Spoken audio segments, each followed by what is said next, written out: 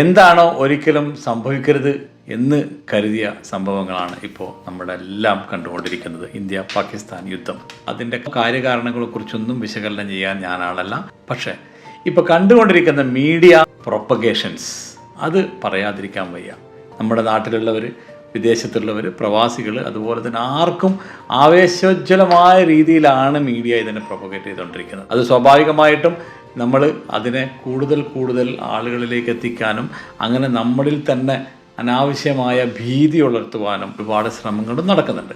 Unwanted ആയിട്ടുള്ള, unsolicited ആയിട്ടുള്ള, അൺഓഥറൈസ്ഡ് ആയിട്ടുള്ള ഒരു ന്യൂസും പരക്കാൻ പാടില്ല. പരത്തുന്നവർക്ക് നല്ല ശിക്ഷ ലഭിക്കുകയും ചെയ്യുമെന്നും പറയുന്നുണ്ട്. സ്വാഭാവികമായിട്ടും അൺവാണ്ടഡ് ആയിട്ട് ഇങ്ങനെ വരുമ്പോൾ ജനങ്ങൾ പാനിക്കാവുകയും ജനങ്ങളിൽ ആ ഭീതി പടർത്തുകയും അതുണ്ടാക്കുന്ന വിഷമങ്ങൾ ആരോഗ്യ പ്രശ്നങ്ങൾ ഉണ്ടാക്കാം, മാനസികമായിട്ടുള്ള പ്രശ്നങ്ങൾ ഉണ്ടാക്കാം.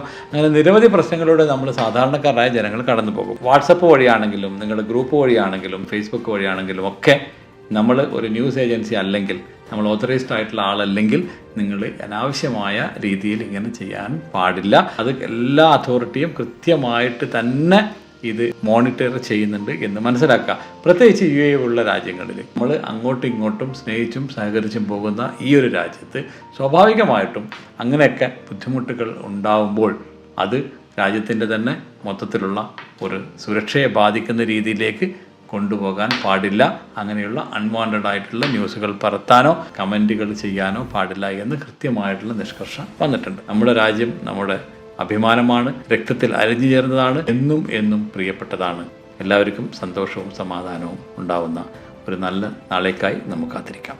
മുനീർ അൽ വഫ.